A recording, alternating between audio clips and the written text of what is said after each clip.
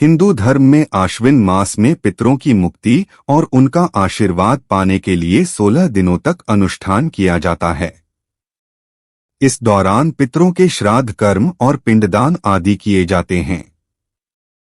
मान्यता के अनुसार श्राद्ध भी कई प्रकार के होते हैं। पितृपक्ष हिंदू धर्म में बहुत महत्वपूर्ण माने जाते हैं।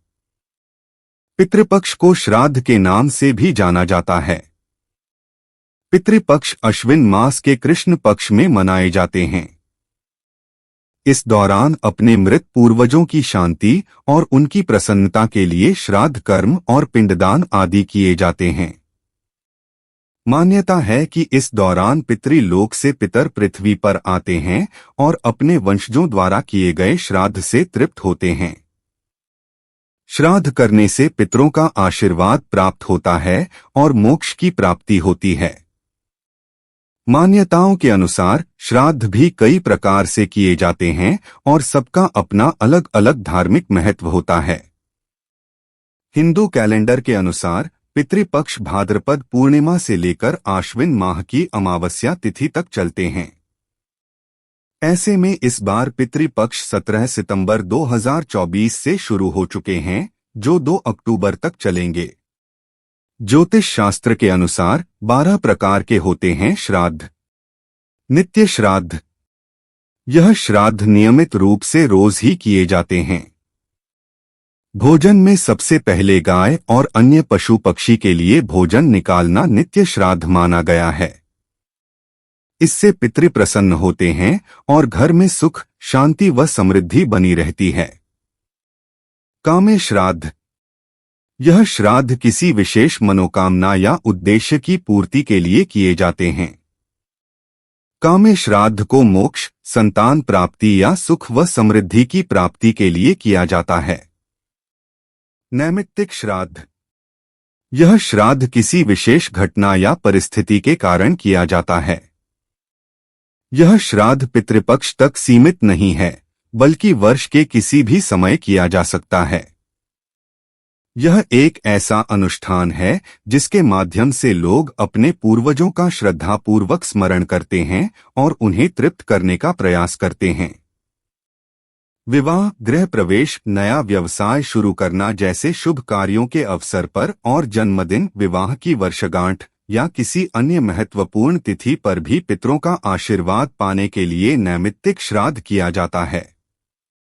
बीमारी, दुर्घटना या किसी अन्य अशुभ घटना के बाद पितृदोष दूर करने और शांति प्राप्त करने के लिए भी यह श्राद्ध किया जाता है।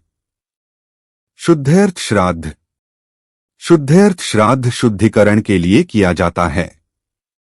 यह श्राद्ध किसी विशेष व्यक्ति या परिवार के लिए किया जाता है। कोई अशुभ प्रभाव या दोष जैसे कि पितृदोष, ग्रह दोष आदि को दूर करने और शुद्धि के लिए शुद्ध्यर्थ श्राद्ध किया जाता है। पुष्ट्यर्थ श्राद्ध। इस श्राद्ध का मुख्य उद्देश्य तन, मन, धन, अन्न आदि की पुष्टि करना होता है। दैविक श्राद्ध। यह श्राद्ध परिवार के कल्याण और समृद्धि के लिए किया जाता है। आशीर्वाद प्राप्त करने के लिए इस श्राद्ध में पितृ देवताओं को भोजन, यह श्राद्ध देवताओं और पितरों दोनों को प्रसन्न करने का एक उपाय है। इस श्राद्ध में देवी देवताओं की पूजा के साथ साथ पितृ देवताओं का भी श्राद्ध किया जाता है। यात्रार्थ श्राद्ध। किसी भी तरह की यात्रा शुरू करने से पहले यह श्राद्ध किया जाता है। इस श्राद्ध को किसी यात्रा को सुरक्षित और सफल बनाने की कामना के लिए और यात्रा के दौरान किसी भी प्रकार की बाधा से बचने के लिए किया जाता है। कर्मांग श्राद्ध। इस श्राद्ध को संस्कारों को पूर्ण करने और पितृ देवताओं को प्रसन्न करने के लिए और सनातन परंपरा में किए जाने वाले 16 संस्कारों के दौरान किया जाता है। यह श्राद्ध संबंधित संस्कार के दौरान किया जाता है। गोष्ठी श्राद्ध। गोष्ठी शब्द का अर्थ होता है समूह या एकत्रित होना। इस प्रकार गोष्ठी श्राद्ध वह श्राद्ध होता है जो सामूहिक रूप से या एक समूह द्वारा किया जाता है। इस श्राद्ध को पूरे परिवार के सभी सदस्यों के साथ मिलकर सामूहिक रूप से किया जाता है। वृद्धि श्राद्ध। इस श्राद्ध का मुख्य उद्देश्य पितरों का आशीर्वाद लेकर वंश वृद्धि करना होता है।